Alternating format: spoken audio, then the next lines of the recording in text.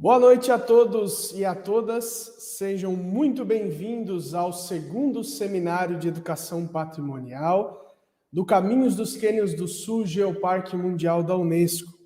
Estratégias, desafios e perspectivas para o desenvolvimento sustentável. Eu sou o professor Michael Mizieski, coordenador de Cultura do Cânions do Sul, e estarei mediando este segundo dia de evento. Este segundo seminário tem como objetivo oportunizar discussões acerca de estratégias, desafios e perspectivas para o desenvolvimento sustentável, sociocultural, ambiental e econômico no território do Geoparque Caminhos dos Cânions do Sul e nos Geoparques Mundiais da Unesco, tendo como fios condutores a educação patrimonial, a ciência e a cultura. Pensado desde o princípio em demandas e carências específicas do território, este evento surge como uma alternativa à necessidade de formação continuada e de acesso gratuito ao conhecimento. A programação diária do seminário, bem como a lista de atividades, títulos de falas e o grupo de palestrantes, podem ser conferidas na íntegra no site do evento. É lá que encontra-se, inclusive, o campo de inscrição prévia para emissão do certificado de participação. Lembramos a todos que o evento não possui lista de presença externa. A sua participação no chat, aqui no YouTube, já valida a sua frequência para o certificado. Neste segundo dia, teremos a comunicação oral intitulada Como os riscos naturais nos geossítios do Geoparque Seridó dialogam com a geoconservação. Para tal, é com muita alegria que anunciamos o nosso convidado de hoje, o geocientista Silas Costa. Ele é técnico em mineração pelo Instituto Federal do Rio Grande do Norte e geólogo pela Universidade Federal do mesmo estado. É pesquisador nas áreas de geociências, com foco nos 7Gs, geomorfologia, mineração e sustentabilidade.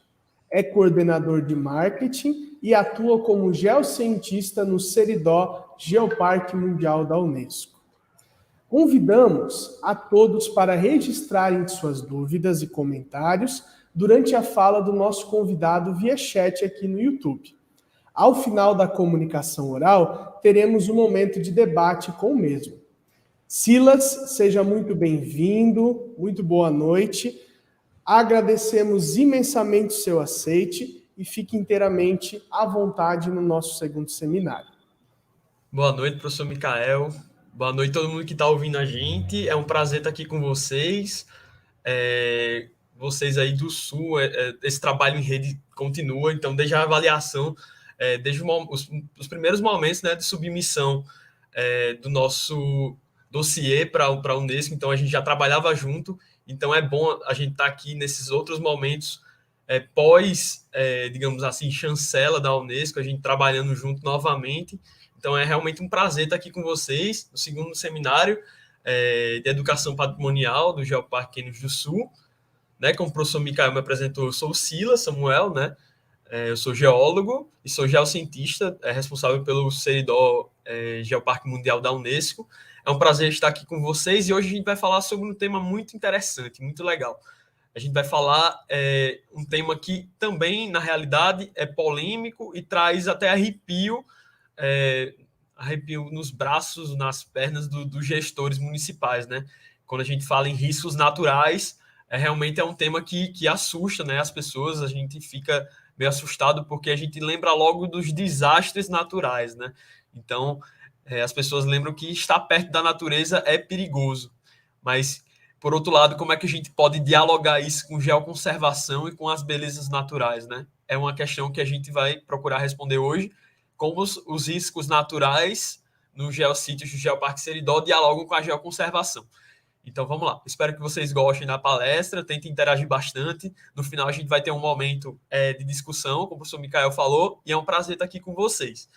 Então vamos lá.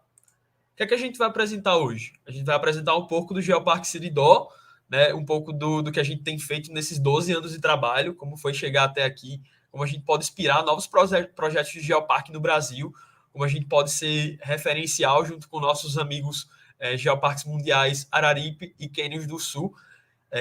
Então, esse trabalho em rede, esse diálogo que a gente sempre faz é fundamental para que a gente inspire novos projetos, essa forma de gestão territorial sustentável se espalhe pelo Brasil e a gente seja referência a nível mundial como país.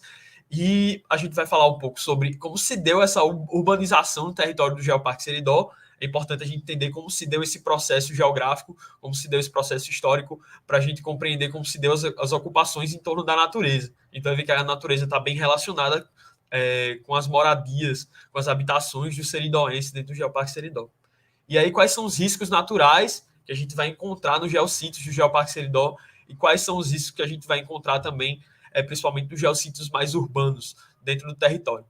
Né? E a gente também, por último, vai dar uma observada como os mecanismos de geoconservação e geoeducação são essenciais para que a gente possa debater os riscos, debater mudanças climáticas e debater também a importância da geoconservação para a gente diminuir e amenizar os efeitos das mudanças climáticas e aí a gente chegar nas considerações. Então, vamos lá. O que aqui é o Geoparque Seridó? O Geoparque Seridó, né, juntamente com nossos amigos dos Cânions do Sul, somos o segundo geoparque mundial da Unesco do Brasil, né, e nós passamos por 12 anos de trabalho, seja eles de inventariação, inventariamos lugares de interesse geológico, geossítios, então tem várias publicações nesse sentido.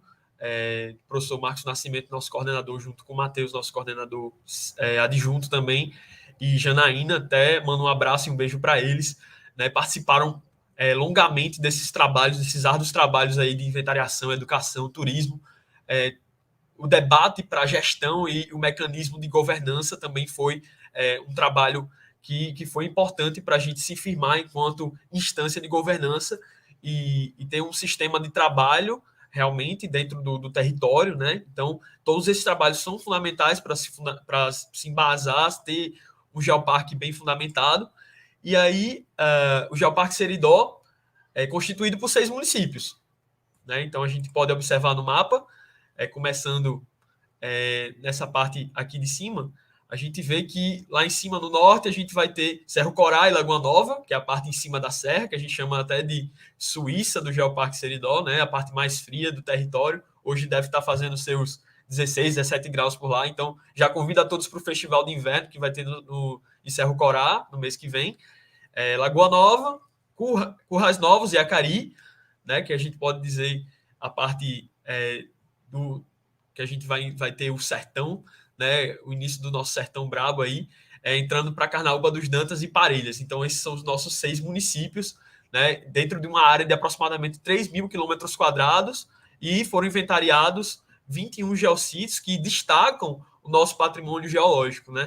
E esse destaque se dá principalmente às mineralizações de xelita, mineralizações em pegmatitos também. Então, os recursos minerais são uma das estrelas do nosso geopatrimônio, mas também as rochas vulcânicas mais recentes da plataforma sul-americana, né, vulcanismos aí de em torno de 25 a 20 milhões de anos, né, um vulcanismo cenozoico bastante recente, né, em termos geológicos, e aí também um relevo cenozoico, que a gente vai ter serras maravilhosas em Selbergs, escarpas, né, chapadas aí que vão dar aquele contraste, aquele brilho especial geomorfológico ao território. E é isso aí. Né? E vamos avançar. Então, aqui a gente pode ver, sumarizando um pouco do nosso geopatrimônio, né? Nossos patrimônios também. Né? Na primeira imagem, a gente consegue enxergar um pouco da mineralização de xelita, né? Lá no geossítio Mina Brejuí. Né? A gente vê esse depósito em rochas metamórficas. Né? A gente consegue ver também aqui o vulcanismo recente, né? Aqui no caso as disjunções colunares do geossítio Vale Vulcânico, nosso relevo imponente aqui com os nossos cânions apertados, né? Uma coincidência geológica que a gente tem com nossos amigos do Cânions do Sul, a gente também tem cânions maravilhosos aqui. A nossa fé e nossa religiosidade muito associada à questão geológica e geomorfológica, né? Então, os nossos lindos cruzeiros do Geoparque Seridó, né, estão marcando nossas paisagens culturais, e aí nossas lindas serras e rochas sedimentares aí em cima da serra de Lagoa Nova e Cerro Corá. E fora a nossa linda e exuberante biodiversidade da Caatinga, né? O bioma que é único em território brasileiro, né? Que é a Caatinga, ele só ocorre no Brasil, não existe esse bioma em outro país, então temos essa exclusividade de ter a rica Caatinga também. E dando sequência, né, eu falando um pouco da geologia do nosso território, a gente está inserido dentro da província Borborema, né, a gente vai estar nesse segmento mais extremo nordeste da província Borborema, mais especificamente nesse domínio de rochas aqui, que a gente vai ter um embasamento arqueano e paleopatoriozóico das rochas do Complexo Caicó e outras rochas bem antigas, né, então o Geoparque Seridó está inserido nesse contexto de rochas pré-cambrianas, e a gente vai ter também mineralizações no caso, províncias metalogenéticas associadas ao nosso território. Dando um zoom na geologia do nosso território, a gente vai encontrar essas rochas metamórficas do grupo Seridó, né, xistos, e aí paragnáceos, quartzitos e metaconglomerados, e intrudindo essas rochas, a gente vai ter rochas magmáticas, né, neoproterozoicas acambrianas, em vermelho, aqui em laranjinha, que também são responsáveis, de certa forma, por nossas mineralizações e pelos registros remanescentes que a gente vê aí na nossa paisagem geomorfológica. Aqui um pouco do tempo geológico dos nossos geossítios, né? Então, a gente vai ter aqui mais na parte inferior, geossítios relacionados a rochas graníticas e metamórficas, né? No Neoproterozoico, como o geossítio Minabrejuí, né? E mais, caso recente, né, no Cenozoico, o geossítio Vale Vulcânico, com rochas vulcânicas básicas e arenitos aí do Mirante Santa Rita, por exemplo. Vamos lá.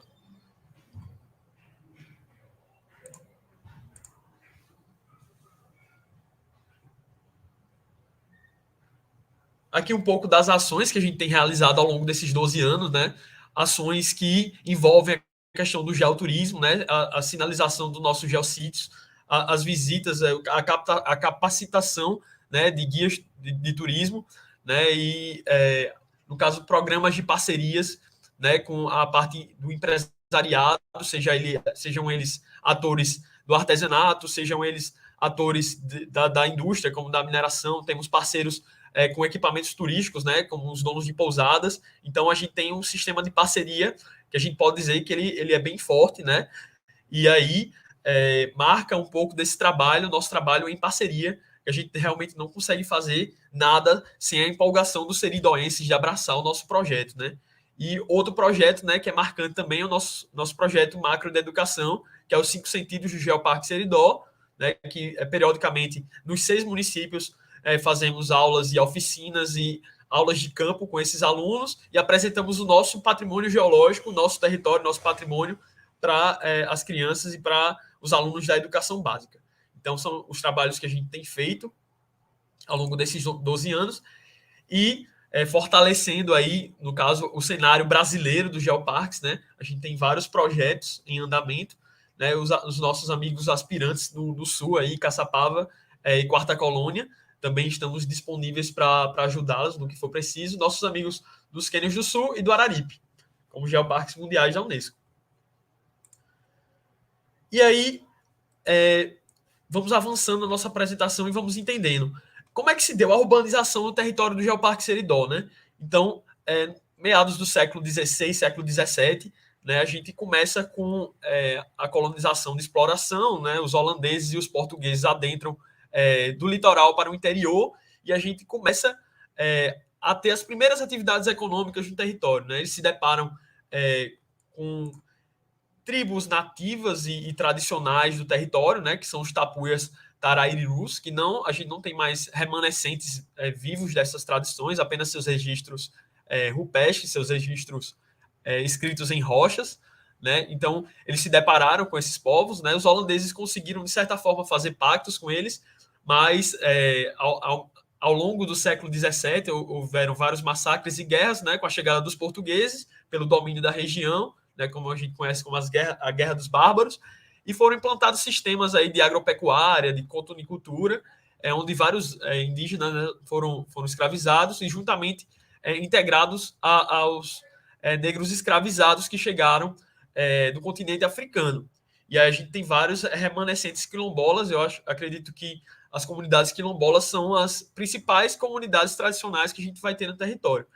E aí, do século XIX para o século XX, né, começou-se a modernização e industrialização do seridó, né, com a industrialização do algodão, que durou aí até meados da década de 60 do século XX, e começou-se aí o terceiro ciclo com a exploração dos recursos minerais no século XX, no início do século XX. Então, o adensamento populacional se deu principalmente, né, nessa fase de exploração próximo aos corpos e cursos d'água, né? Então, o próprio nome inicial do seridó, né, até o próprio nome do seridó remete a um rio, a um riacho, a um córrego, né, o rio Seridó, que passa pelo município de Parelhas, mas até mesmo as primeiras capitanias, né, como eram chamadas, a Ribeira da Acauã, por exemplo, é o nome de um rio. Então, até mesmo o adensamento e a urbanização do Seridó do século XVI e século XVII está associada diretamente com a geodiversidade, né? Então, a geodiversidade tem essa relação histórica com os seridoenses, né? E não foi diferente do século XX, do século XIX, onde os seridoenses, junto com a mineração, começaram a explorar a abundância dos recursos minerais, principalmente associadas às serras, né? Então, a gente tinha esses seridoenses morando ali na proximidade das serras, né? Então, as serras estão bem associadas à identidade do seridoense, né? Não é à toa que a Acari, por exemplo, é chamada da terra das cordilheiras, né? Então, o seridoense sempre buscou estar próximo da geodiversidade. E que implicação vai ter isso para os riscos naturais, né? Como a urbanização, de certa forma, foi se dando desordenada próximo a esses ambientes naturais e geológicos, implicou nas condições de riscos naturais para os seridoenses e até mesmo para os próprios geossítios inventariados, né? Então a gente vai começar a entender essas relações. Aqui nessa foto, por exemplo, a gente pode ver, né, a Serra do Acauã, né? E aqui, por exemplo, tem a cidade de Currais Novos, e vocês veem sempre essa relação de proximidade da geodiversidade com a população seridóense. Então vamos lá, falando sobre a proximidade dos geossítios, né, das áreas urbanas, né, das áreas urbanas dos 6 municípios. Por exemplo, a gente vai ter 4 geossítios que estão inseridos mesmo dentro das cidades, né, que compõem o Geoparque Seridó. Os cruzeiros, principalmente, né, todos os 4 são cruzeiros, então tem uma ligação bastante imponente entre os altos da cidade, né? No caso, eles botam os cruzeiros e os monumentos da fé católica nos altos, né, em pontos altos, em serrotes, lajedos ou morros, né, da cidade. Então, a gente vai ter esses geossítios associados à fé católica dentro das cidades, né? Então, a gente vai ver casas e moradias, habitações bem próximas desses geossítios, né? E aí a gente vai ter geossítios um pouco mais distantes também, como esses aqui, o Açude Boqueirão, Mirador, Poço do Arroz, Miranda Santa Rita e Xique-Xique, já distando cerca de 1 a 2 quilômetros, né? E mais distantes aqui no final, como Serra Verde, Lagoa do Santo, Tanque dos Pocinhos, Marmitas do Rio Carnaúba, são geossítios que a gente pode dizer mais ruralizados, né? Mais distantes das regiões urbanas, né? Então, qual a implicação que tem a geoconservação desses geossítios, geoturismo e o risco para os geoturistas com essa proximidade, né? Então, a gente vai ver que a proximidade das áreas urbanas, né, com os ambientes de vulnerabilidade natural, né, os próprios geossítios têm as suas manifestações naturais, né, como os rios, né, os riachos, no caso, grandes blocos graníticos, as serras que desplacam, né? Então, a população naturalmente, assim, culturalmente, foi se aproximando dos riscos geológicos ao passar das suas tradições históricas. Então, a gente vê que quanto maior a proximidade dessas populações dos geossítios com a área urbana, a gente vai ter maior impacto para os geossítios, ou seja, vai ter maior degradação. Por exemplo, blocos graníticos vão ficar expostos porque a vegetação foi retirada ao redor, né? Isso foi um processo histórico ao longo do tempo, né? Desde o processo de colonização até o processo mais moderno. E aí, essa proximidade da população com o patrimônio geológico, propriamente dito, dos geossítios, foi gerando impactos para os geossítios, né? Degradação. E essa degradação, né, aumentou, propriamente dito, os riscos, né, que esses geossítios podem oferecer para essa população. E aí, no trabalho do professor Marcos Nascimento e colaboradores, né, a gente pode ver uma certa relação, né, do risco de degradação, usando a metodologia do professor Brilha, 2016. Né, no caso, alguns geossítios vão apresentar maior risco de degradação e, curiosamente, esses geossítios também vão estar mais próximos de áreas urbanas. Né? Então, essa relação tem algum sentido de relação direta, de fato. Então, no trabalho que a gente propôs esse ano, né, do Silva e colaboradores, o trabalho do Matheus e colaboradores, a gente propôs algumas classes de riscos para a gente começar a engatinhar, a entender, a compreender quais são os riscos naturais que a gente vai encontrar nos geossítios. Né? Então, a gente estabeleceu 4 classes, né, desabamentos de blocos graníticos e basaltos, né, no caso também a inundação e enxurradas em áreas de planícies fluviais e lacustres, né, nos reservatórios, desplacamento de rochas metamórficas e o deslizamento de encostas sedimentares. Né? Então a gente vê nesse mapa aqui, por exemplo, né, como é que se dá essa relação. Né? Lá em cima, por exemplo, né, os geossítios mais associados às rochas graníticas, obviamente vão ter blocos e boulders de granitos aí fraturados e vão ser propícios a esses riscos. Né? Então a gente foi compreendendo esses riscos assim de forma qualitativa junto aos geossítios, de forma a compreender elementarmente como se dariam esses riscos. Né? E aí, adentrando dentro dessas classes, né, a gente vendo, por exemplo, a questão do desabamento de blocos graníticos e basálticos na primeira classe. No geossítio Serra Verde, por exemplo, a gente vai ter uma distância de 10 quilômetros, né, da área urbana, mas a gente observa, por exemplo, o desplacamento, né, no caso, aquele processo que acompanha a fratura, né, o intemperismo e a questão da termoclastia, né, no caso, os blocos eles vão se desprendendo dos outros, digamos assim, né, por processos intempéricos e erosivos ao longo do tempo geológico, né, e aí eles vão seguir fraturas principais e vão gerar esses blocos à parte, né, e aí a gente vê esse desplacamento como um risco, por exemplo, aos visitantes que vão, né, ao geossítio Serra Verde. Aqui, por exemplo, no geossítio Cruzeiro do Cerro Corá, em Cerro Corá, né, que a gente vai ter o cruzeiro aqui atrás dessa casa, por exemplo, né, a gente vê casas, né, propriamente dita, construídas embaixo e em cima desses blocos ricos também. Aqui no geossítio Cruzeiro de Acari, por exemplo, casas realmente coladas ao geossítio e blocos em eminência aí, no caso, que a gente mapeou ao longo do trabalho. Né? Por exemplo, no geossítio Vale Vulcânico, né, não são grandes blocos que vão arriscar quem visita o geossítio, mas seriam pequenos blocos aí que podem rolar ao longo desse depósito de talos aí no caso desse derrame basáltico aí, no intemperismo dessa rocha basáltica que é o basáltico, que no caso a gente observa nesse geossítio. Né? Então a gente pode ver que quanto mais inseridos estão esses geossítios, como no caso do geossítio Cruzeiro de Acari e geossítio Cruzeiro do Cerro Corá, a gente vai ter, no caso, mais riscos aí a questão urbana, né? Da urbanização, da ocupação. Continuando nas classes, né? Por exemplo, no geossítio Cânion dos Apertados, né? A gente tem riscos de enxurradas, né? No caso, o rio Picuí, quando ele está em processo de cheia, né, ele pode ocupar todo esse canal dele, no cânion dele, né, então seria um risco também.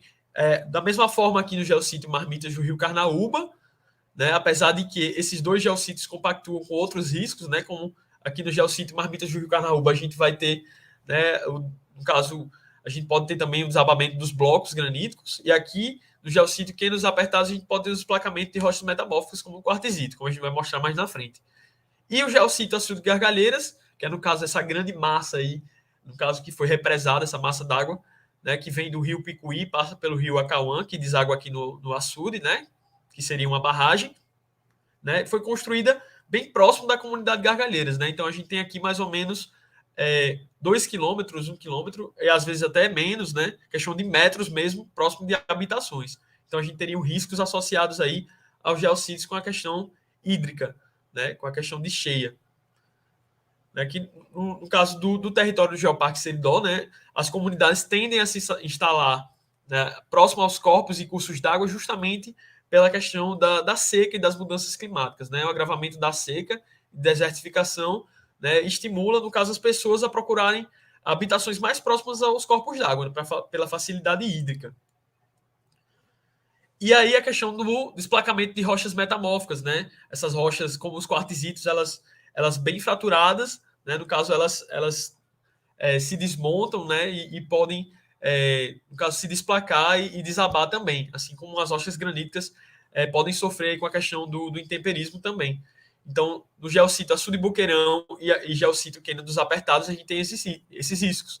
Mas a gente pode ver que a questão da proximidade urbana influencia bastante na questão da degradação do geossítio e na própria questão de risco que o geossítio vai oferecer, né?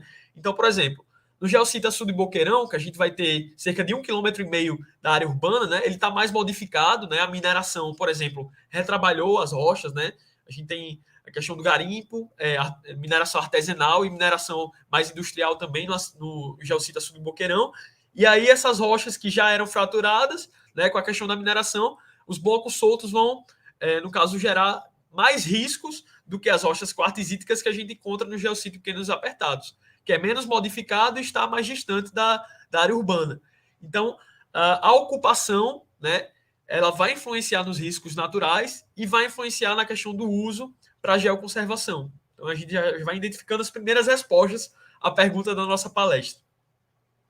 E também a questão do deslizamento de encostas sedimentares, né?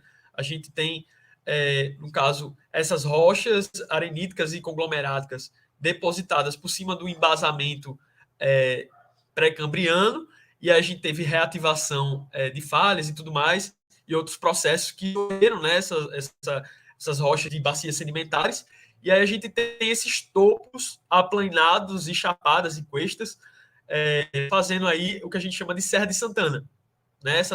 Essa aqui no município de Lagoa Nova, nas proximidades do geossítio Mirante Santa Rita. Então, toda essa encosta aqui, por exemplo, a gente tem a questão do risco do deslizamento, principalmente quando há a questão das chuvas e das umidades desses solos provenientes dessas rochas sedimentares, né? Então, a gente começou com esse start de mapear a questão dos geossítios, mas depois a gente já começa a entender da necessidade de mapear os riscos ao longo do território, por completo.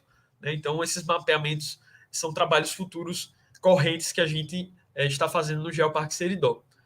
E aqui em outro geossítio, por exemplo, é o geossítio nascente do Rio Potengi. Né? Então, a gente tem, no caso, blocos que estão próximos à nascente, né, que são riscos aí que blocos sedimentares também podem desabar e causar acidentes e são riscos naturais aos visitantes do geossítios. E aí a gente começa a identificar, né, como esses geossítios estariam salvaguardados aí por mecanismos de geoconservação, né, e geoeducação, né? Como é que instrumentos legais vão dar subsídio para a geoconservação dos geossítios. E como esses subsídios podem oferecer menos riscos às pessoas que vão utilizar o espaço desses geossítios, né? Então, por exemplo, em relação às áreas protegidas, a gente vai ter 3 áreas de proteção ambiental no Geoparque Seridó. Né? A gente vai ter a reserva privada, né? RPPN Ser Nativo, que fica aqui em Acari, onde está essa arvorezinha. Né? A gente tem o horto florestal também, né? Perdão, aqui no verdezinho está o Ser Nativo, né? E a arvorezinha seria o horto florestal. Né? Então, por exemplo, geossítios que estão próximos dessas áreas protegidas podem ser protegidos indiretamente, né? Como a questão aqui do geossítio Açude de Boqueirão e uma unidade de conservação que está no momento inativa, né? Aqui é o Parque Estadual Florencio Luciano, aqui em Parelhas, por exemplo. Né? Então, pode haver uma questão de você incluir o patrimônio geológico dentro dessas áreas de proteção ambiental para outros fins, né? Que aqui nesses fins, no caso da RPPN, seria para questão da Caatinga. Né? Está bem próximo do açude de Gargalheiras, então parte do açude de Gargalheiras podia ser contemplado com um mecanismo de conservação indireto.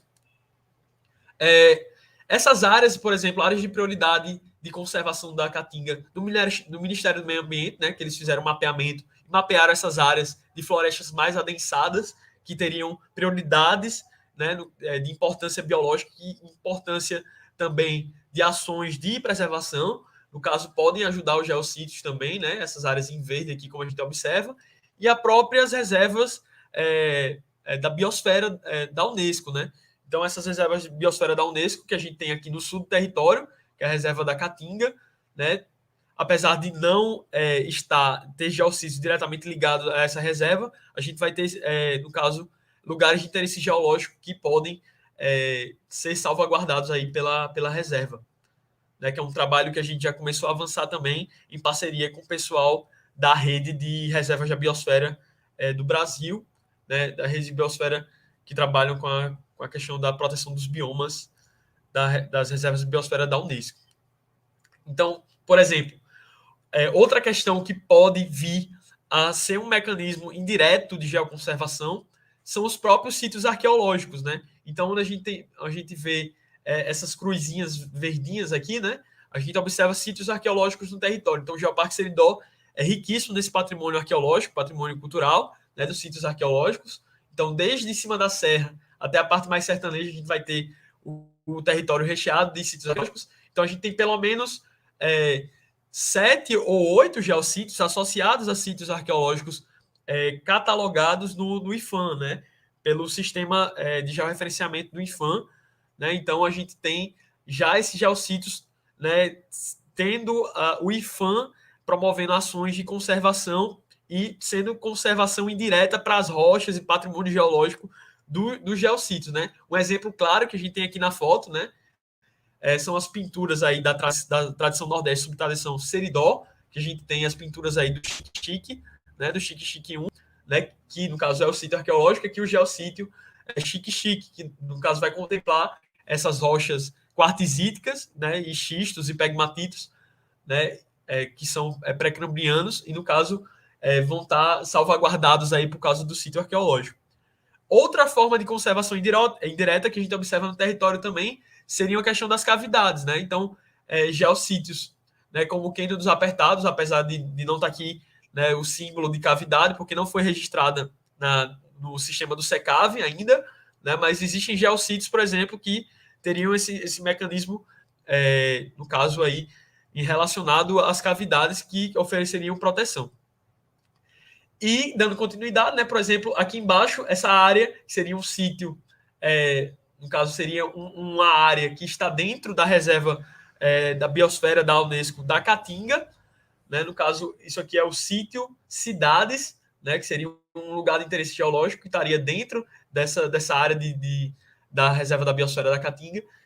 Poderia ter também uma proteção mútua, né, uma proteção que a gente pode chamar de mecanismo indireto da geoconservação também.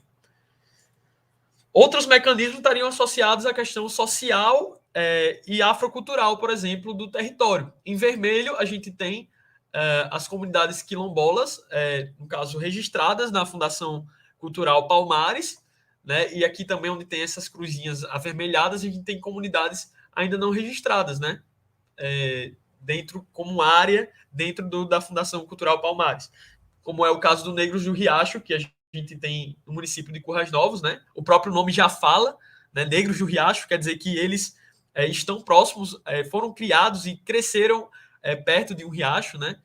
No caso, eles têm uma íntima ligação com a geodiversidade também, inclusive eles fazem materiais com argila e cerâmica vermelha esplendorosos, né? Então, no caso, a parte social e cultural poderia oferecer também proteção, né, para o patrimônio geológico, como é o caso também dos assentamentos do INCRA, né? Então, seriam territórios aí que seriam protegidos por lei e que, no caso, o avanço da urbanização e da industrialização dificultaria, no caso, a degradação de geossítios e, por consequência, também, no caso, a gente haveria uma diminuição de potencialidade de riscos.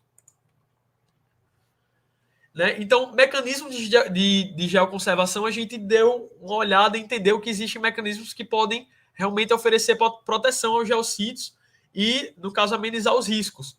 Mas existem mecanismos de geoeducação também, dentro que a gente começou a fomentar no Geoparque Seridó, né?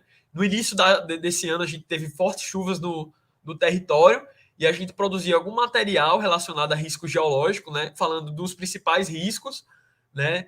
No caso, alertando quais são os riscos que a gente pode ter em cada município. Então, a gente fez alguns posts em rede social, né? Falando locais e geossítios que teriam certo risco em época de chuva, né? E principalmente na época de chuva a gente vai ter seria mais propício da gente ter todos esses riscos geológicos e naturais que foram mencionados, desde o deslizamento, as próprias enxurradas também, né? Que no caso a montante, no caso o rio, nossos rios são perenes e esses rios seriam abastecidos de uma forma, de certa forma, violenta, né? Então nosso território é marcado por essas enxurradas, né? Então os escorregamentos, os desabamentos, né? Então a gente fez vários posts alertando sobre a questão dos riscos naturais, né? E esses riscos naturais também são mencionados, por exemplo, né, juntamente com nossos livretos de educação, né, que a gente produziu para o ensino básico. Então, desde a questão da geodiversidade, biodiversidade e cultura, a gente já relaciona também com a parte dos riscos naturais, né? Entendendo a geodiversidade, entendendo o patrimônio geológico, a gente pode entender também um pouco como se dá essa relação com os riscos. Então, se vocês tiverem algum interesse de acessar nosso material, é só dar uma escaneada nesse QR Code aqui. Vocês podem acessar ele pelo nosso site e dar uma olhada no material que a gente produziu. Então, a geoeducação, né, via materiais didáticos, materiais lúdicos, é uma alternativa da gente proteger nosso patrimônio geológico e alertar sobre os riscos naturais também. E aí a gente vê que, no caso, essa educação, essa geoeducação, e a gente evitar os riscos naturais dialogam diretamente com os Objetivos de Desenvolvimento Sustentável da Agenda 2030 também, das Nações Unidas. Né? Por exemplo, no ODS 1, a gente vai ter na meta 1.5, por exemplo, construir, no caso, resiliência dos pobres e daqueles de situação de vulnerabilidade, inclusive situações que prevêem desastres ambientais e socioambientais. Né? Então, a gente protegendo, fomentando ações contra o risco natural, a gente teria, no caso, impulsionamento do ODS 1, assim como do ODS 3, né, que fala de saúde e bem-estar. Então, no caso, a gente reduzindo as mortes e doenças por poluição de água, né, e contaminação, no caso de corpos e cursos d'água, a gente teria como garantir também a promoção de outro ODS. Assim como a educação de qualidade, como a gente mostrou na questão que a gente trouxe nos materiais didáticos e trabalhos de educação. A ODS 6, por exemplo, também com a questão da proteção dos ecossistemas de montanhas, florestas, zonas úmidas, rios e tudo mais. Na questão das cidades sustentáveis, né, acredito que seria o principal ODS, que no caso a educação atrelada aos riscos e a parte de conservação da natureza para diminuir os riscos afetaria, seria a ODS 11, né? Seria bem favorável a promoção da ODS 11, cumprindo várias metas do Objetivo de Desenvolvimento Sustentável, né? Como, por exemplo, 11.5 aqui, né? Reduzir significativamente o número de mortes, o número de pessoas afetadas por catástrofes, né? E perdas econômicas relacionadas aos desastres naturais, relacionados à água, por exemplo, né? E na ação contra a mudança global do clima também, né? Que seria o ODS 13. Então, a gente fomentar isso em nossos territórios de geoparque trariam benefícios de várias ODS, de fomento de várias ODS, né, como a 13 e a própria 15 também, né, porque a gente está segurando e combatendo a desertificação, no caso aqui específico do Geoparque Seridó, né, a gente teria também, por outro lado, uma luta, no caso, também a favor da vida terrestre, né, da manutenção da vida terrestre. Então, a desertificação aponta tanto para a questão dos riscos como para a questão da vida terrestre. Então, como a gente viu, existiriam pelo menos aí 7 ODS que a gente envolve quando a gente menciona e quando a gente trabalha o tema riscos naturais em nossos territórios de geoparque. E aí a gente vai para as considerações, né? A gente vê que os riscos estão diretamente associados aos efeitos das mudanças climáticas, né? Sejam essas mudanças naturais, de ciclos geológicos naturais. É por isso que é importante a gente entender também a questão de paleoclima e de mudanças naturais a longo prazo do nosso território. Isso aí a paleontologia e a sedimentologia podem nos ajudar, por exemplo, né? Então, a gente apresentar isso para a sociedade, dizer que a Terra também tem mudanças naturais do clima e que o ser humano pode se adaptar melhor a isso e também reduzir o seu impacto para o aquecimento global, também é importante tocarmos nesse assunto, né? A compreensão das variações climáticas naturais e processos da dinâmica da paisagem, como foi citado, é importante para a gente vir com o próximo tópico, é justamente a educação para a prevenção de desastres naturais. Então, está tudo interligado às nossas considerações. E a gente vê que, por exemplo, no Geoparque Seridó, a questão dos riscos naturais, né, tem uma íntima ligação com a seca também. Então, as zonas urbanas, por exemplo, que tem risco por inundação, né, é provocado por causa da questão da seca, né, da disponibilidade hídrica. Então, é um problema que a gente precisa alcançar futuramente com as nossas ações também, né? Então, inclusive, existe até a questão dos migrantes climáticos do Seridó, né? Eu posso falar isso pessoalmente, por exemplo, que minha própria família, né, veio do Seridó, fugindo da seca na década de 60, 70, né, devido ao déficit de água, déficit hídrico, né? A família teve que vir, né, para as capitais ou até mesmo para os grandes centros do país, né, fugindo do Seridó. Então, a cultura seridóense é bem disseminada no estado e no Brasil, devido a essa questão da migração climática. E o Geoparque Seridó vem com essa proposta, né, de dar condições para as pessoas que moram no Seridó continuar morando no Seridó, né, por meio dos seus pilares de educação, conservação e turismo. Então, como a gente pode reduzir a questão da migração climática, né, através das oportunidades que o Geoparque oferece, né? A gente pode trabalhar isso dentro do território. As diversidades sociais, culturais e biológicas são importantes para a geoconservação, né? Como a gente pode ver nos mecanismos indiretos, né? Então, a gente precisa realmente estudar essas diversidades para a gente entender como a gente pode ter uma conservação do meio abiótico mais eficiente. E aí, os riscos, né, são sinais que a gente deve realmente conservar melhor a natureza abiótica. A gente não vai ter um meio ambiente, no caso, íntegro, né, perfeito, com integridade para as futuras gerações, um meio ambiente que seja, como eu posso falar, em suas condições favoráveis, sem que a gente conserve também a natureza abiótica. A natureza abiótica, que são os rios, as serras, as rochas, os minerais, são importantes para que a gente possa ter uma boa qualidade de vida, para que a gente possa reduzir os riscos naturais. Então, é a principal mensagem que a gente deixa com essa apresentação.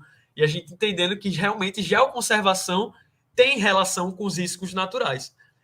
E como sugestão de leitura, para vocês que estão nos assistindo, a gente deixa, né, a sugestão que basicamente essa apresentação foi baseada todo nesse trabalho, né, Silvio e Colaboradores 2022, né, que a gente fala um pouco do geopatrimônio desse ambiente semiárido brasileiro, né, e fala um pouco das características patrimoniais do Geoparque Seridó.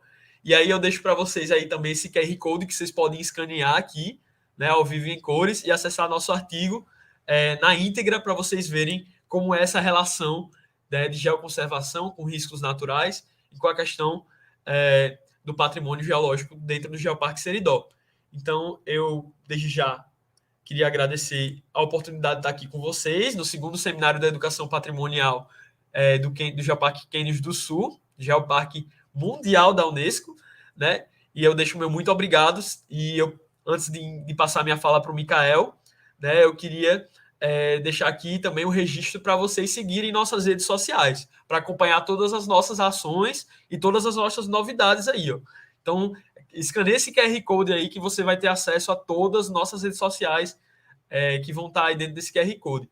Vai lá no Instagram agora mesmo, se você está assistindo, faz um story marcando @geoparque_seridó. Um abraço e caso vocês queiram entrar em contato comigo pessoalmente, manda um e-mail ou manda um zap. Valeu, muito obrigado.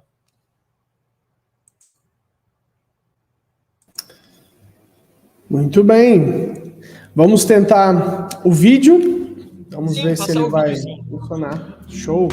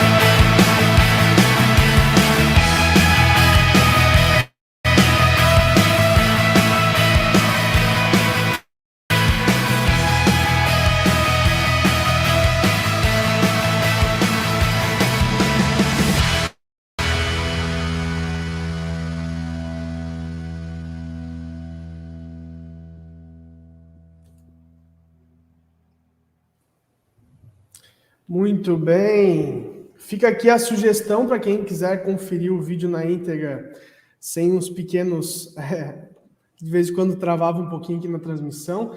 Pode ser conferido no canal do Seridó no YouTube, Silas? Isso. Só dá uma buscada lá, Herança Natural do Geoparque Seridó, que vocês vão encontrar o vídeo lá dentro do canal. Perfeito. Primeiramente, eu gostaria de agradecer imensamente, Silas, pela aula. O pessoal no chat elogiando muito a sua explanação. Foi uma apresentação muito esclarecedora e principalmente nos mostrando o quanto o território do Geoparque Seridó é fantástico. Da mesma forma que a gente entende e compreende os riscos naturais que há dentro desse território, a gente consegue entender o quanto ele é único, o quanto ele é fantástico, né? Então, de fato, vocês vêm fazendo um trabalho magnífico dentro do território e muito nos orgulha saber que temos 2 geoparques mundiais com territórios tão incríveis e que estão agora fazendo parte do programa da Unesco. Então, é com muito orgulho, muita honra que nós temos você aqui representando todos os amigos do Seridó. Muito bem, Silas. Durante a sua fala, anotei muitas coisas por aqui. Eita, misericórdia, lá vem a sabatina. Tivemos muitos comentários e nós vamos, então, iniciar nesse momento a nossa roda de conversa. Fica aqui, mais uma vez, registrado a todos que nos assistem, que se encorajem, fiquem à vontade de escrever seus comentários e suas dúvidas sobre a fala do Silas, que à medida da nossa conversa a gente vai trazendo aqui na transmissão para podermos conversar um pouquinho. Uhum. Miquel, eu só queria registrar no caso, o perrengue que vocês me colocaram, né? No caso, a nossa palestra anterior foi Arthur, né? Que ele trabalha como avaliador da Unesco, né? Ele foi recebido tanto aqui como aí, né? Nos 2 geoparques irmãos, e também o Miguel, que vem na sexta-feira, né? Então você já faz o convite aí para o pessoal assistir o Miguel, mas já sabendo que me colocaram numa enrascada. Olha a responsabilidade. Fiquei no meio de 2 cabos da Unesco aí. O negócio foi quente, a batata foi quente para mim, né? Que nada, foi ótima a sua fala, Silas, tudo certo. A gente valoriza o quão importante é o seu trabalho aí no Seridó, viu? Com certeza, então vamos lá. Muito bem, vamos lá então. Nós temos alguns comentários, eu vou começar talvez com uma dúvida, só para você deixar claro mais uma vez, na sua fala você apresentou, a professora Cloreci Ramos comentou que tem muito interesse de receber o material que vocês falou, principalmente com relação ao que vocês produziram, que foi levado até as escolas. Talvez seria interessante você iniciar essa parte da roda de conversa frisando quais mecanismos encurtam o acesso do público a esses materiais. Isso. Então, Caio, a gente começou, né, no caso, esse projeto foi um projeto de extensão junto ao UFRN, né, então foi produzido com os alunos de Geologia e de Geografia da UFRN, né, da Federal do Rio Grande do Norte, e aí foram produzidos diversos livretozinhos educativos e uma história em quadrinhos, além de um quebra-cabeça, sendo que a gente tem um problema ainda de recursos para estar fazendo esse material, né, de forma impressa mesmo. Então, a gente teve uma primeira remessa com as HQs, com os recursos da universidade, mas aí esses materiais ainda se encontram todos digitais. Mas a gente está buscando os parceiros ainda, é claro, né, para ver se a gente faz algumas remessas, né, desses materiais. Né? A Febragel tem sido uma parceira grande e provavelmente a gente vai conseguir fazer algumas tiragens desses materiais. Mas quem quiser acessar os materiais didáticos da gente, estão todos disponíveis no site. Baixa lá no site, né, geoparqueseridó.com.br, e aí você vai lá na aba Educação. Aí tem lá, se eu não me engano, materiais educativos. Daí você acessa a abazinha, vai ter todos os materiais que a gente produziu de forma gratuita e com acesso livre para o pessoal. Né? Então a gente, aos poucos, vai desovar esse material mais do que já desovou, né, dentro do território, mas a gente está aguardando parceiros para a gente ter essa demanda, essa remessa maior. Né? A gente espera alcançar o máximo de pessoas possíveis com esses materiais. No Cânions do Sul, vocês também têm materiais educativos impressos dessas formas? Como é que vocês trabalham essa questão do material educativo? Então, nós Iniciamos a construção de algumas ações nesse sentido. Entretanto, o estudo está ainda no mundo da composição, das ideias. A gente tem um material didático que foi entregue às escolas, que é a turma do Geoparquito, que também foi Sim. uma HQ, uma história em quadrinho muito legal, muito trabalhada pelos professores em sala de aula, mas há muita coisa ainda a ser desenvolvida nesse sentido, e vocês nos dão muita inspiração para a composição dos nossos aqui também. É um material riquíssimo, eu já tive acesso a vários, inclusive fica aqui a propaganda para que todos que estão aqui assistindo acessem, porque é um material que vale a pena ser trabalhado no território do Seridó. Micael, será que a gente tem como colocar o link para o pessoal, para eles poderem acessar direto? Se você puder... Vou mandar para ti, você bota para eles. Você pode colocar aqui no privado, que eu copio e coloco aqui na parte dos nossos comentários. Silas, Pronto. Nessa mesma vibe que eu vou trazer a próxima questão, que é da nossa coordenadora de educação, a Vanessa, Beleza. Professora, que você já comentou um pouquinho sobre a produção dos materiais, mas aí, talvez aqui você possa dar uma complementada, né? Diz ela, gostaria de saber a respeito da produção dos materiais didáticos. Vocês contam com parcerias de universidades, como você comentou sobre a extensão, mas há empresas ou há algum tipo de parceiro para a concretização dessas ideias? Como é que funciona esse mecanismo dos custos também da composição desses materiais? Então, é justamente esse o desafio, né? Porque são conhecimentos bastante específicos do território, que vão falar com o patrimônio, então a gente vai precisar de pessoas da história, vai precisar de pessoas da biologia, da geologia, da geografia, para poder dialogar isso aí. Vou dar um exemplo legal que a gente fez agora, né, que está se concretizando agora. Né? Recentemente, a gente fez uma parceria com o Museu de Ciências Morfológicas da UFRN. Então, as professoras lá, que são biólogas, né, trabalham com a parte de morfologia e, no caso, até mesmo de paleomorfologia, paleontologia, elas deram sua colaboração com o livreto número 2, que vai falar de biodiversidade, que já vai estar o link aí para vocês darem uma olhada. E aí a gente teve, no caso, todos os materiais foram feitos baseados em produções bibliográficas já existentes. Né? Por exemplo, a Caatinga do Geoparque Seridó. Né? Como é que a gente vai dialogar sobre a Caatinga do Geoparque Seridó nos materiais didáticos? Né? Então, existem, por exemplo, dados da estação... no caso de Serra Negra do Norte, que é uma estação que estuda a caatinga da região do Seridó completa, né? Porque o Seridó é uma região que tem mais de 25 municípios. Né? No caso do Geoparque Seridó, é a parte oriental dessa região, seria uma micro-região da região. Né? Então, a gente tem parceiros que fizeram outras publicações e a gente traduziu, né, com apoio de pessoas no caso do comitê científico, né, que no caso essas professoras nem são do comitê científico, mas são de um museu, né, de morfologia da UFRN, e deram esse apoio, assim, meio que voluntário mesmo, para contribuir com o material, entendeu? Então, foram os alunos mesmo, né, que contribuíram no projeto de extensão para a criação desses materiais didáticos. Então, começou com esse projeto de extensão, os alunos mesmo produzindo, né, o professor Marcos, o Matheus, a Janaína, dando essa orientação para os alunos. Eu, na época que foi formatado o projeto dos materiais didáticos, também era aluno, então participei do projeto de extensão na elaboração dos materiais didáticos. Né? Então, a principal parceria é a universidade. Né? Então, provavelmente, vocês vão ter que correr para a universidade, para a parte de extensão. Mas, para concretizar, para sair o recurso, a gente contou, por exemplo, com parceiros externos, como eu mencionei, né? A questão da Febragel, por exemplo, vai entrar com a remessa de HQs. Né? Futuramente, tem parceiros internos do território também, que a gente está procurando. Né? Aqui o Sebrae é muito atuante, é, né? Um parceiro muito forte. Então, a gente espera, por exemplo, que as próximas demandas, por exemplo, de impressão de material, saia pelo Sebrae. Então, esses parceiros privados são importantíssimos também. Por exemplo, a gente vai ter materiais agora que vão sair, por exemplo, com logo de empresas, de gráficas.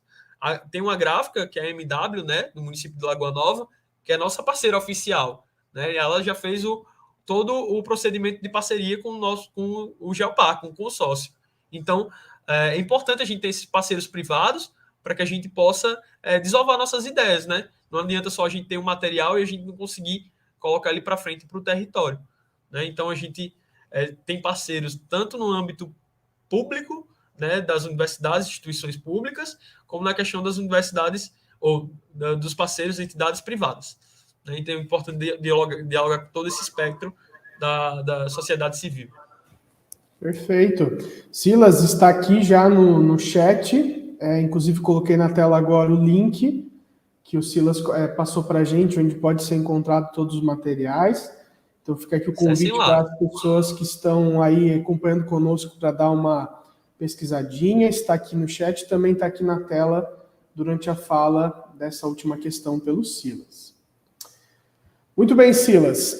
Dando sequência, trago aqui uma das questões que ao me ouvir anotei, principalmente tanto o Geoparque Quênios do Sul quanto o Geoparque Seridó, nós temos um desafio muito grande de buscar estratégias e mecanismos de diálogo entre os conhecimentos científicos e os conhecimentos culturais. A gente sabe, você deixou muito claro na sua fala, a importância que é dada para esses saberes culturais. Você falou muito bem sobre a questão dos patrimônios fantásticos e riquíssimos que há dentro do território, mas eu gostaria de fazer uma pergunta nesse sentido, que é a seguinte: como que o Geoparque Seridó faz para mediar esses conhecimentos no que se refere aos riscos naturais e à prevenção desses desastres?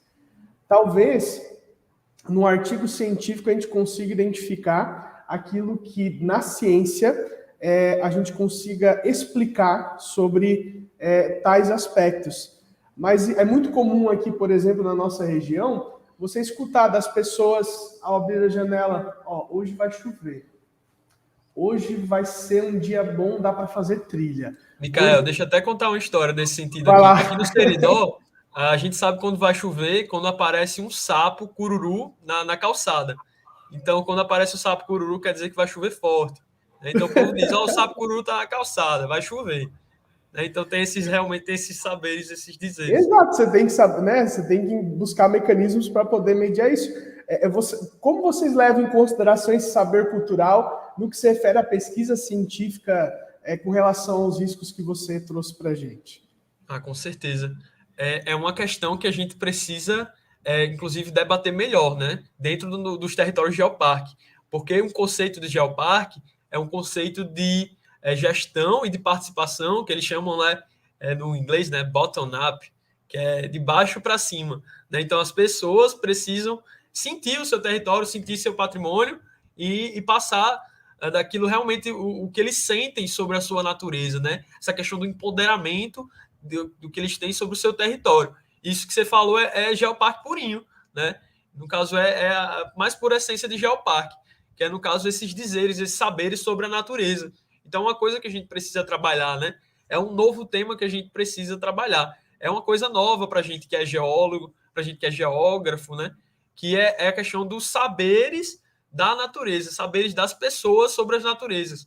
Quais são os ditos populares sobre a natureza? Né? Muita coisa da natureza nossa, do Seridó, está escrito nos nossos cordéis. Então, a gente pode buscar essas informações, por exemplo, culturais, lá nos escritos, no caso, nos versos cantados dos nossos cordéis, né? Muita coisa vai estar lá do século XX ainda, do início do século XX, século XIX, nos nossos cordéis antigos. Então, a gente pode beber desses saberes populares nos museus, né? Então, é tanta coisa para a gente trabalhar que, de repente, você acabou dando uma nova ideia para a gente, que é trabalhar os saberes da natureza, né? Os saberes dos conhecimentos populares da natureza. Então, é uma coisa que realmente a gente precisa começar a abrir os olhos, né? Realmente começar a entender a população como parte, né, presente e participante da natureza do seu território. É um alerta que fica, né, inclusive. Né? Como é que a gente pode trabalhar os saberes naturais das pessoas, né? Perfeito, perfeito. É um desafio nosso, inclusive, É um desafio. aqui também. É um desafio. Eu quero trazer aqui um comentário a sua colega Janaína, em qual a gente manda um grandiosíssimo abraço, que ela comenta que o saber da comunidade é o melhor do território do Geoparque Seridó, com certeza.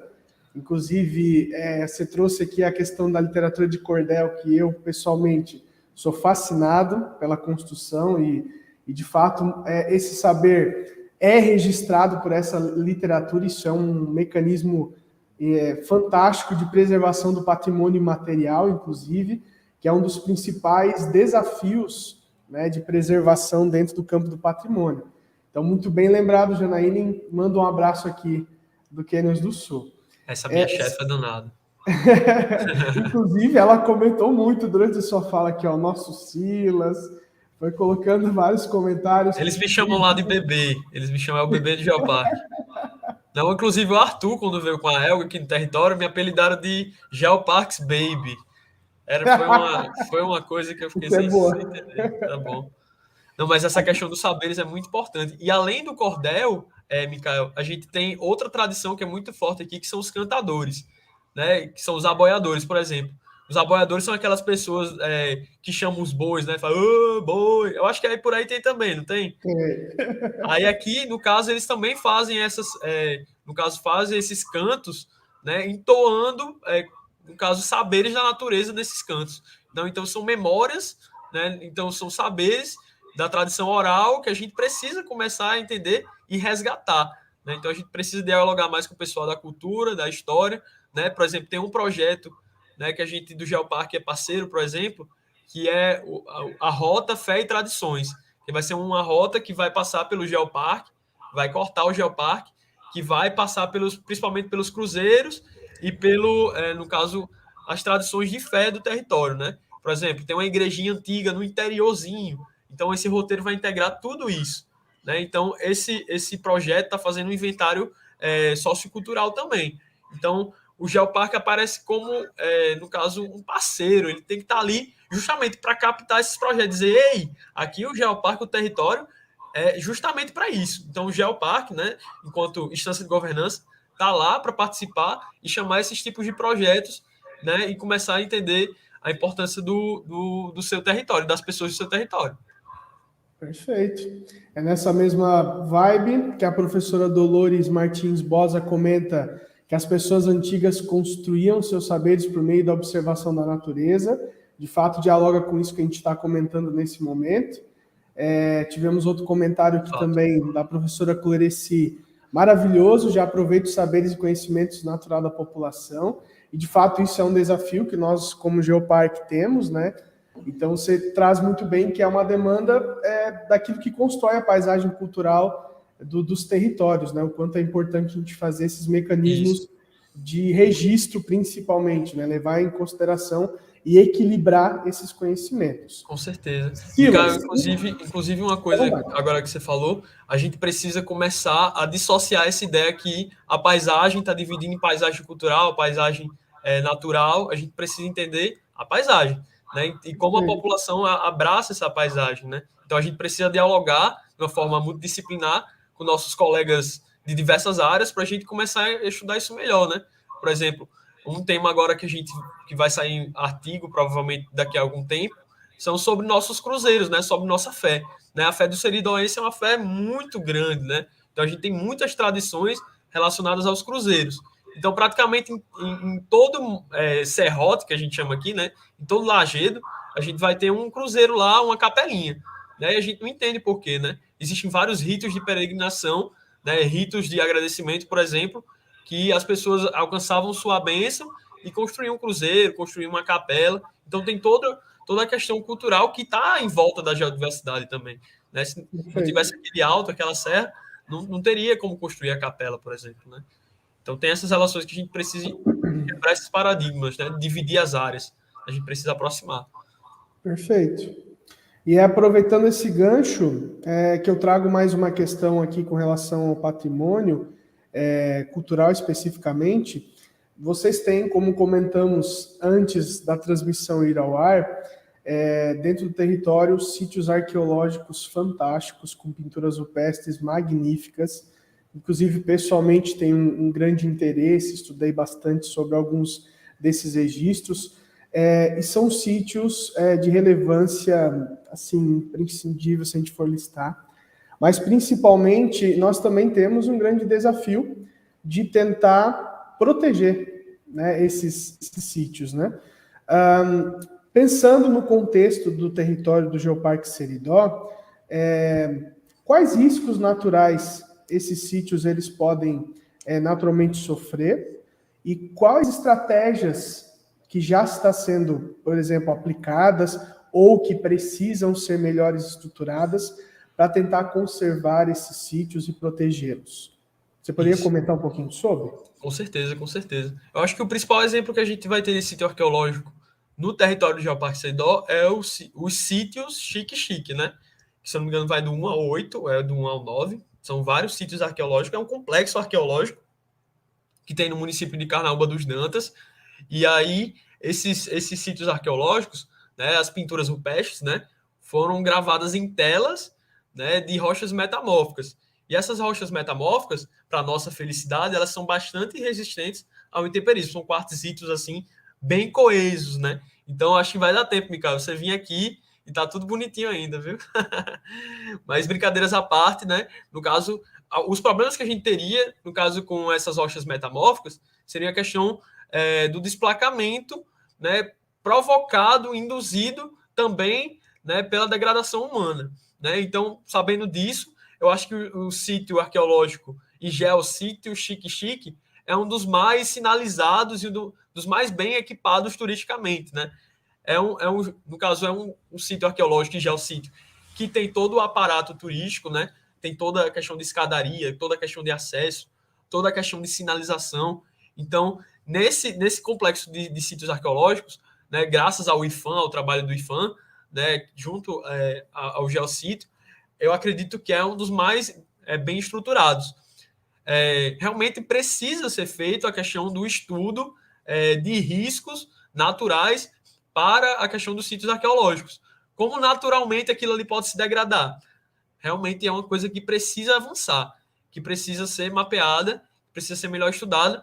E eu acredito que agora o Geoparque Seridó pode assumir um pouco desse papel acadêmico também e investigar isso.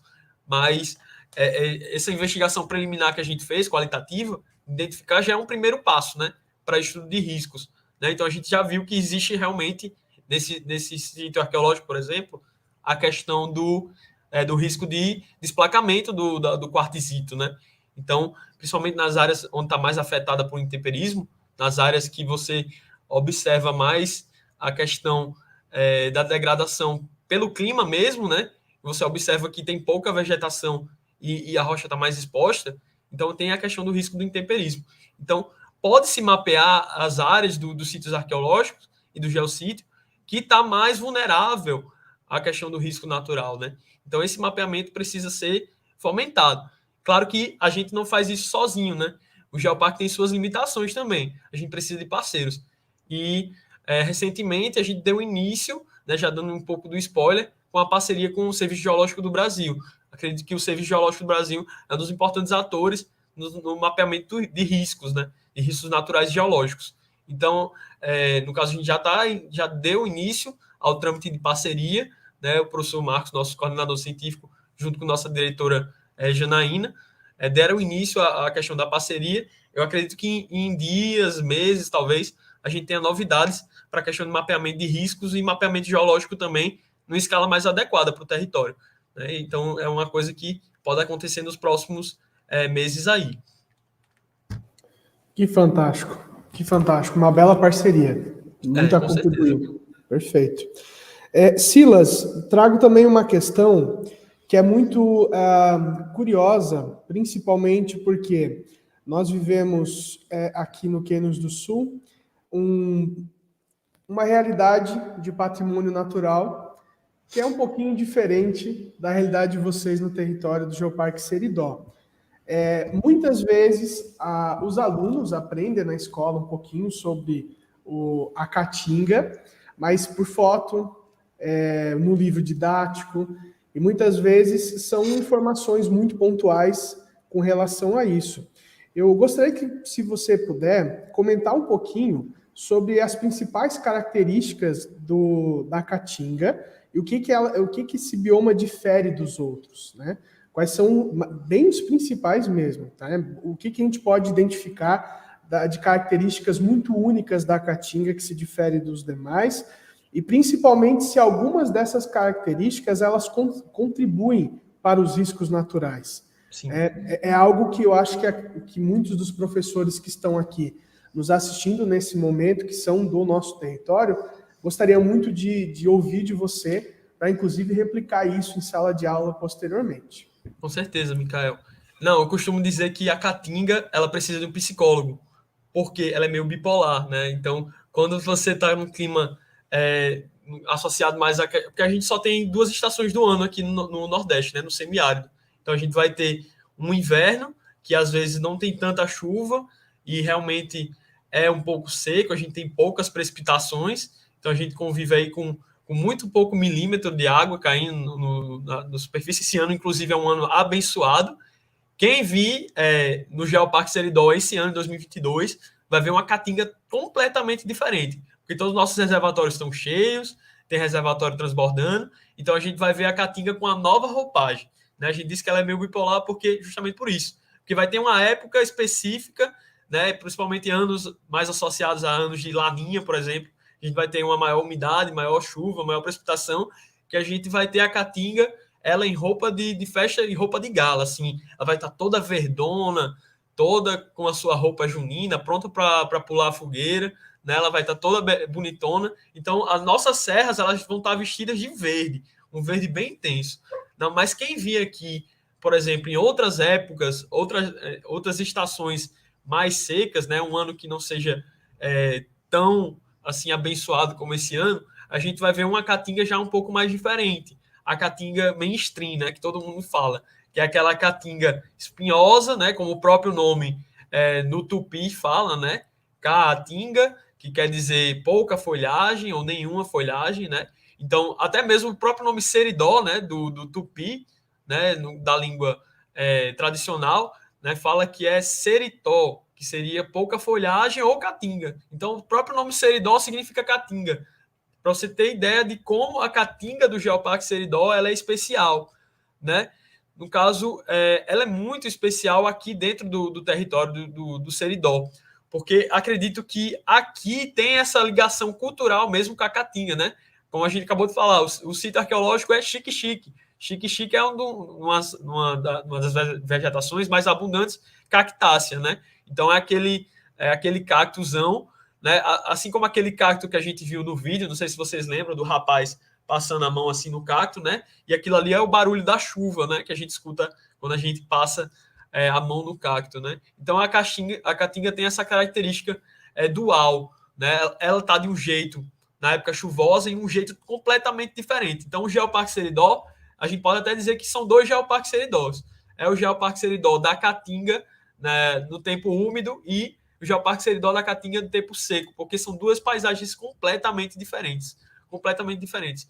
Se a gente for agora no Geoparque, no Geocity, por exemplo, Cânion dos Apertados, que a gente tem um cânion maravilhoso, né, cheio de vegetação nativa, cheio de aves nativas, a gente vai ver várias aves, né, que a gente geralmente não veria, né, porque está uma época úmida, as flores, no caso, estão brotando, no caso, as plantas estão bem verdinhas, então vem aves, vem a fauna se renova também, né, então não é só a questão das plantas, né, os animais, né, também vêm assistir o espetáculo da caatinga no tempo úmido, né, então realmente é uma caatinga completamente diferente. Mas a caatinga seca, ela não deixa de ter sua beleza. A caatinga seca também é uma coisa assim fenomenal, porque na caatinga seca a gente consegue ver as serras no seu máximo esplendor, né? As rochas dão a cara, né? No caso, a terra seca começa a aparecer, então aquela coisa cinematográfica do Nordeste semiárido clássico também aparece. Então, seja se você quiser vir na caatinga mais esverdeado, na caatinga mais amarelada, espinhosa, são 2 espetáculos à parte, assim, é uma coisa realmente fantástica, fantástica mesmo. Em questão não só de flora, mas de fauna também.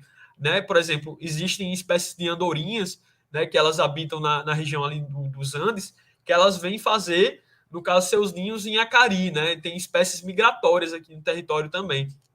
Então, quando tem uma época úmida, né, no caso de cheia de reservatórios, no caso até animais que a gente não costuma ver, a gente começa a ver na Caatinga também, né? Então, realmente é um espetáculo à parte, né? No caso, a Caatinga é como se fosse, como eu posso dizer, um território que ele recebe, ele é acolhedor, né? Porque animais que não costumam vir para cá, né, eles começam a entender a Caatinga como um lugar receptivo, né? E por outro lado, na época seca, a gente vê animais que são resilientes também, né? Essa resiliência ao clima, ao calor, né? A gente tem os répteis, a herpetofauna do Seridó é fantástica, a gente vê espécies de serpentes, de largatos, assim, que realmente são fantásticas, a gente só encontra por aqui também. Então, tem todo o atrativo também para a parte da biodiversidade quando a gente fala em Caatinga seca, né? Então, nessa Caatinga, quando vocês, professores, forem falar, pode falar que a Caatinga é meio bipolar, que realmente ela é, mas aquela bipolaridade que é incrível. Perfeito. Muitas reações aos seus comentários aqui. Caatinga bipolar, gostei muito da explicação. Gostei da referência com o Junino. Ótimas relações aí. É porque a gente está na época boa agora, que é a época junina aqui. Também são outras festividades que aqui no Geoparque Seridó o negócio esquenta, né? O negócio é bom. Então, também é outra época que o Seridó se transforma, né? São as épocas juninas, as épocas das festividades religiosas. Né? O Seridó ganha outra cara. Fica muito animado. Nossa, muita curiosidade para conhecer o território. Muita mesmo. Bora,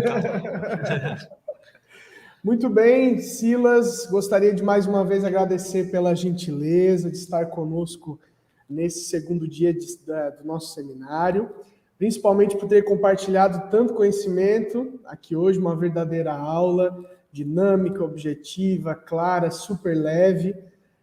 Gostaria de dizer para você também, tomara que seja uma das muitas parcerias com o Geoparque Seridó. Outras iniciativas tenho certeza que estão por vir. E fique à vontade para fazer suas últimas considerações, para falar um pouquinho aí, fazer um convite para o pessoal conhecer um pouco o território do Geoparque Seridó e dar o seu boa noite. Com certeza, Micael. Eu que tenho a agradecer a organização aí do segundo seminário, né, do Geoparque Canyons do Sul, né, e já você que vai fazer o convite para sexta-feira, mas sexta-feira também tem uma palestra que eu fosse vocês eu não perderia, como não perdemos a do Arthur, a gente não pode perder a de sexta, né, então é um prazer estar aqui cheio de referências dentro desse seminário, é um seminário que está pegando gente de tudo que é área e só acaba bom, né, então é um orgulho realmente estar aqui com vocês, né, de participar desse trabalho em rede com o Geoparque Canyons do Sul. Com certeza vocês são os parceiros que a gente vai levar para a vida, né? Então, eu queria deixar meu convite para vocês seguirem nossas redes sociais, né? Como eu falei, segue lá o @geoparque_seridó, né? Qualquer coisa, fala com a gente lá no Instagram, quer vir para o território, fala com a gente vai receber vocês muito bem, né? Uma coisa que com certeza tem aí no Canyons do Sul também, né, do pessoal do Sul, dos tropeiros e tudo mais, a gente tem aqui também com o nosso sertanejo, que é receber bem, com muita comida boa. Então venha-se embora para o Geoparque Seridó, perca tempo mais não. Então, muito obrigado, Micael, e também agradecer o pessoal que está aqui nos bastidores cuidando da gente também. Muito obrigado. Perfeito. E um abraço aí para você também. Silas, leve nossos abraços a todos os amigos do Geoparque Seridó, professor Marcos, Janaína, todo mundo que está aí envolvido há tanto tempo dentro do território. E também agradeço imensamente a quem está conosco até esse momento. Muito obrigado pela participação de todos. Este foi o segundo dia do segundo Seminário de Educação Patrimonial do Geoparque Caminhos dos Canyons do Sul. Hoje, 2 geoparques aqui, nesta noite.